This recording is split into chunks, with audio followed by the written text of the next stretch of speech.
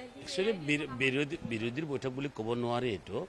এইটো আমাৰ মাননীয় হীৰেণ গোহাঁই ডাঙৰীয়াৰ নেতৃত্বত তেখেতে এটা চেষ্টা কৰিছে যে 2026 নিৰ্বাচন নিকটৱৰ্তী, গতিকে বিৰোধী কেনেকৈ একত্ৰিত কৰা যায় সেইকাৰণে তেখেতে এটা তেখেতসকলক নিমন্ত্ৰণ কৰি তেখেতসকলক লগত লৈ বহিছিলে।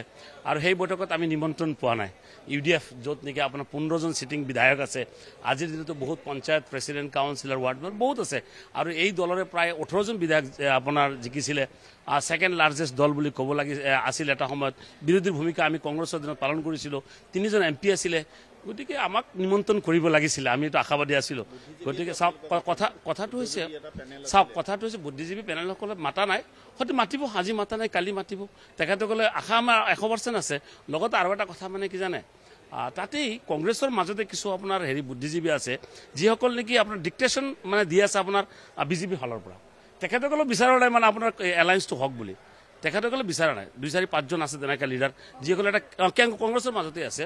আৰু হয়তো আমাৰ অলপ ডাউট কেতিয়াবা অখিল গগৈৰ ওপৰতো হয় যে তেখেতে একচুৱেলি এলায়েন্সটো বিচাৰিছে নে বিচৰা নাই। যদি তেখেতে হয়তো সেইদিনাখন বৈঠকটোৰ ভিতৰত কি হৈছে ক'ব নোৱাৰোঁ, কিন্তু আপোনাৰ প্ৰদ্যুৎ বৰদলৈ ডাঙৰীয়া, আপোনাৰ ভূপেন বৰা ডাঙৰীয়া ওলাই আহিছে, তেখেতসকলে কৈছে পিছত কথা পাতিম। প্লাছ যোৱাকালি যিটো নেকি আপোনাৰ ষ্টেটমেণ্ট দিছে, খুব আৱেগিক ষ্টেটমেণ্ট দিছে প্ৰদেশ কংগ্ৰেছৰ সভাপতি যে একলা চলৰ নীতিৰে চলিব লাগে, যদি কেউ তোমাৰ ডাক শুনে না আসে তবে একলা চলৰে। তো এইটো বুজা যায় যে চাওক, এই মুহূৰ্তত 2026ত যদি সঁচাকৈয়ে BJPক গাদীৰ পৰা উফৰাব লাগে, তেতিয়া একলা চলৰ নীতিৰে কেতিয়াও আপোনাৰ কৰিব নোৱাৰে, চৰকাৰ গঠন কৰিব নোৱাৰে। গতিকে এই ক্ষেত্ৰত আমাৰো ডাউট হয় যে কোনোবা নহয় কোনোবা কংগ্ৰেছৰ মেইন মানুহ ক'ৰবাত কিবা এটা মেচ ফিক্সিং কৰি আছে নেকি।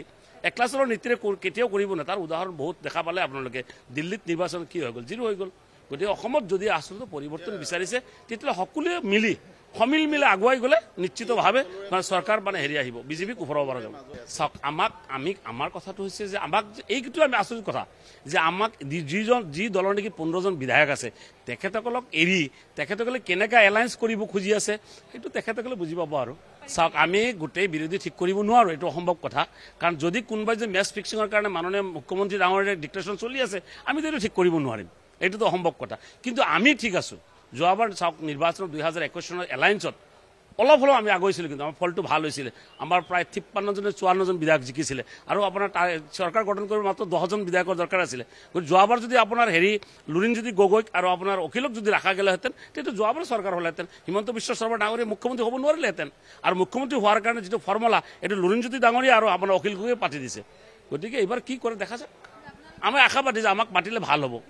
2026 যদি বিৰোধীয়ে চৰকাৰ বনাব খুজিছে আৰু BJPক গাদীৰ পৰা গাদীচ্যুত কৰিব খুজিছে, তেতিয়াহ'লে 15জন বিধায়ক থকা পাৰ্টিটোক মাতাটোৰ কৰ্তব্য বুলি, দায়িত্ব বুলি ভাবোঁ।